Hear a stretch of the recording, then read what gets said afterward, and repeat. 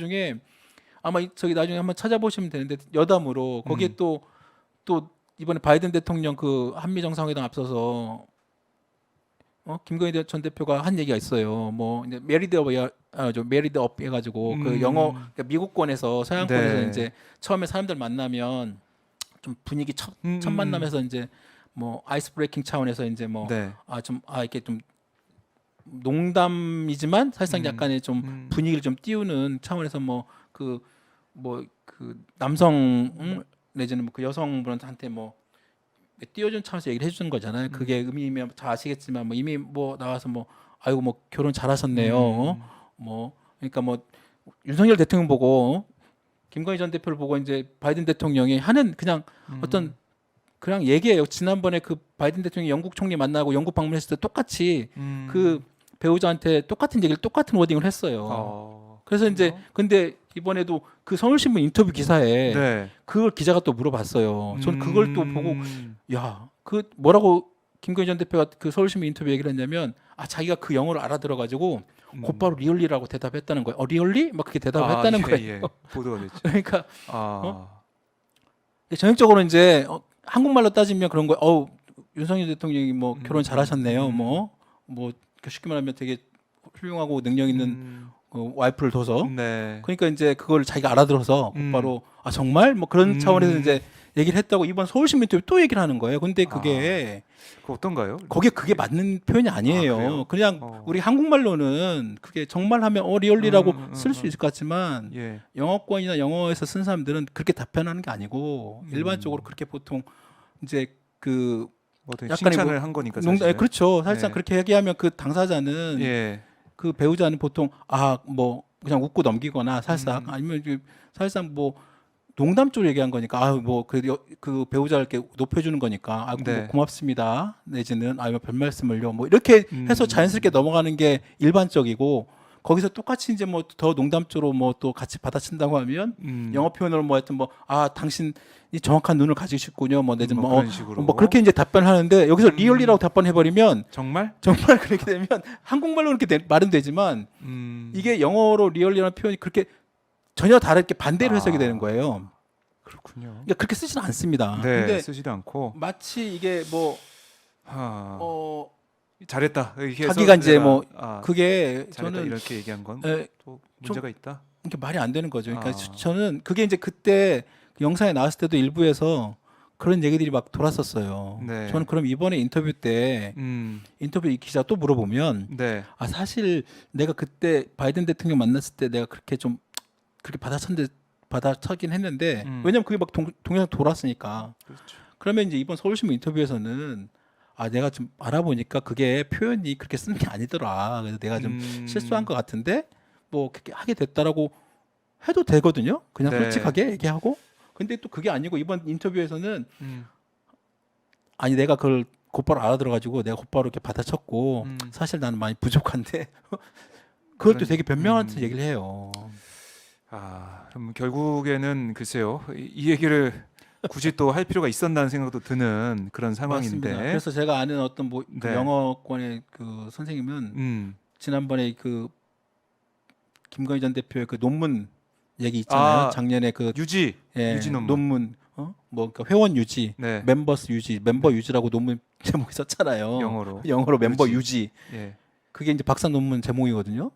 그러니까 그게 멤버 유지를 해가지고 얼마나 그 진짜 우스갯소리 진짜 희화되고 완전히 그 학교도 우습게 되고 그 나중에 자기가 얘기했잖아요. 그 뭐 여러 가지 뭐 경력이나 뭐 논문 이런 부분에서 부족했다고 인정했잖아요. 사과했잖아요. 네. 이번 리얼리 이거는 논문 멤버 유지가 어떤 그 문자상으로 정말 좀 말도 안 되는 표현이 나왔다고 하면 네. 이거는 구술로 말도 안 되는 표현이 나왔다는 거예요. 그거는 문자로 이번에는 나왔다면 이번엔 구술로 말로 나왔다. 이런 지적까지 있군요. 자, 이 인터뷰 논란도 어떻게 이어가게 될지는 봐야 될 것 같고 사실은 이 공사 구분 문제에 대해서는 여야가 지적을 하고 해법을 내놔야 된다라는 얘기를 하고 있고 또 윤 대통령도 어제 보면 방법을 좀 알려달라. 처음 해보기 때문에 이 공식 비공식 어떻게 좀 나눠야 되고 어떻게 할지 잘 모르겠다 사실은. 그래서 기자들한테 좀 알려달라 이렇게 얘기를 했어요. 그러니까요. 뭐 혼자 다닐 수도 자, 없는 김종철 노릇이고. 기자 좀 알려주세요. 어떻게 될까요? 아니 본인이 더 잘 알아요, 그거는. 아니 근데 대통령이 왜 그걸 우리 국민한테 알려달라고 하는 건지 잘 모르겠어요. 이미 그게 정말로 어떻게 보면 스스로 자기 스스로 정말 어떻게 보면 무능을 그대로 보여주는 게 아닌가. 정말 정말 너무 그 진짜 대놓고 정말 야 저렇게 대놓고 그 기자들 앞에서 이 방법을 알려주시죠? 뭐 어떻게 그렇게 말할 수 있을까? 방법은 이미 나와 있어요. 이미 어떻게 해야 됩니까? 김건희 그 전 대표 자기가 얘기했잖아요. 자기가 지난번에 그 대선 전에 그렇게 논문 표절과 그다음에 학력 경력에 대한 어떤 부풀리게 자기가 인정하고 사과하고 그다음에 뭐 제2부속실 폐지하고 네. 영부인 뭐 안 쓰지 뭐그 나오고 그다음에 내조에만 전념하겠다. 더 이상 뭐 네. 그렇게 하지 않겠다고 얘기했잖아요. 그럼 그렇게만 하면 되거든요. 내조에만 전념하면 답이 돼요. 나와 있네요. 네, 그리고 자기가 그 약속했으니까 그렇게 하면 됩니다. 그런데 지금 한 달 동안 보면 아까 막 박정희 기자하고 얘기하고 했지만 거의 지금 뉴스나 이런 내용들이 오히려 진짜 아니 뭐 대통령보다 먼저 언론 첫 공식 인터뷰로 데뷔를 하지 않았나. 매주 지금 그 언론에 계속 등장하면서 네. 그리고 또 자기 어떤 사적 조직 같은 그거를 사실상 운용하면서 여러 가지 뭐 사진이 공적 통로가 아닌 외부로 좀 계속 유출되면서 논란이 되질 않나.